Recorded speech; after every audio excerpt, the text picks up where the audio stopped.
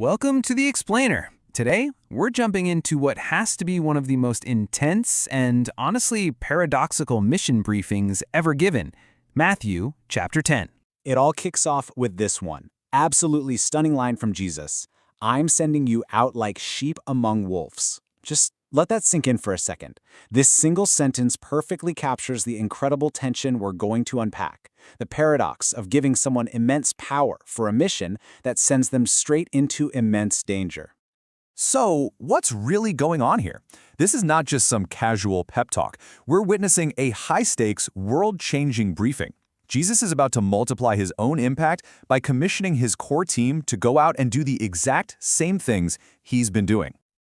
Yeah, one commentator put it perfectly. Jesus is essentially franchising his ministry. This isn't just some friendly advice he's handing out. This is a formal transfer of his own authority, all designed to radically expand the mission. And here's the team getting sent out on this critical assignment. Now take a good look at this list. It's a fascinating crew. You've got fishermen, right? But you also have Matthew, a tax collector who worked for the Roman enemy. And then you have Simon the Zealot, a political revolutionary who probably wanted to overthrow Rome. And of course there's Judas. This is the diverse, maybe even conflicted group that gets entrusted with this whole thing. Now, the term used for them is apostle, which comes from the Greek apostello. And this is so key. As the commentary points out, it doesn't just mean to send. It means to send someone as your official representative carrying your full authority.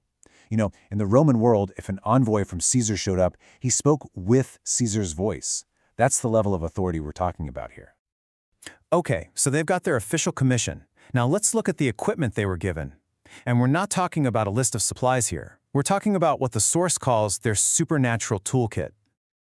The Greek word for authority used here is exousia, and this is a really crucial distinction. It doesn't just mean permission or influence. It means delegated supernatural power that comes with the actual right to use it.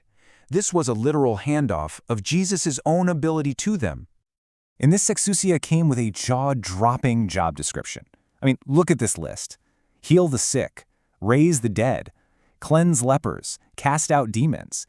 These aren't just suggestions. These were their primary day-to-day tasks. But this incredible power came with one absolutely non-negotiable string attached. You receive this power freely, so give it away freely. The commentary notes the Greek word here, dorean, literally means as a gift. This power was never, ever to be sold or used for personal gain. All right, so they've got the authority and the supernatural ability.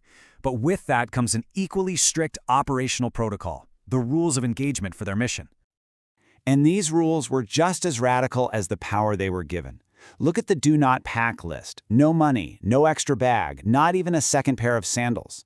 The source material points out that traveling teachers back then often carried bags specifically to collect donations. Jesus commands the exact opposite. He's telling them to operate with total dependence, trusting that their needs will be met by the people who welcome their message. Then comes this truly shocking instruction. If a town rejects you, you leave and you shake the dust from your feet.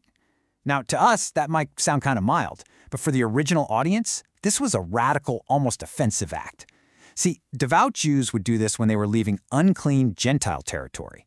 For Jesus to tell them to do this to a Jewish town was a profound statement. It completely redefined where true holiness could be found. And right here, the mission briefing takes a dramatic, really sobering turn. The empowerment phase is over. Now comes the warning that gives this entire chapter its bite.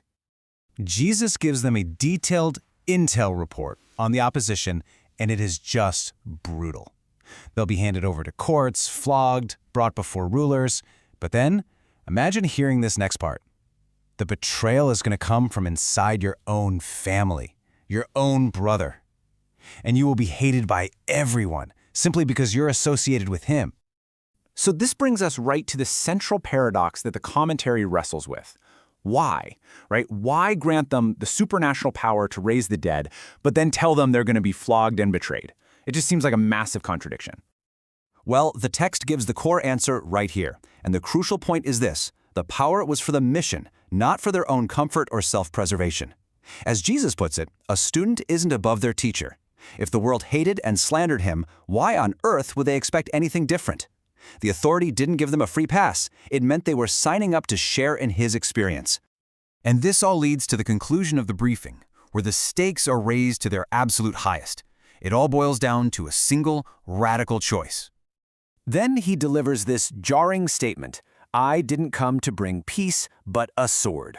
The source explains this isn't about literal violence. The sword here is a metaphor for the sharp, painful division his message would cause. A truth so powerful it could slice right through the most sacred human bonds, even within families.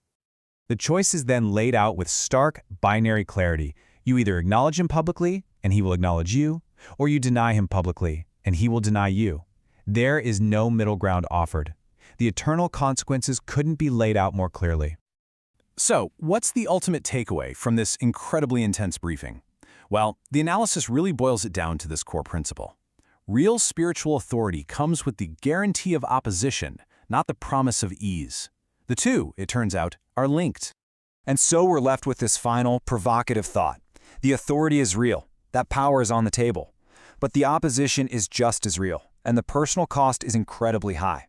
After hearing this briefing, what choice would you make?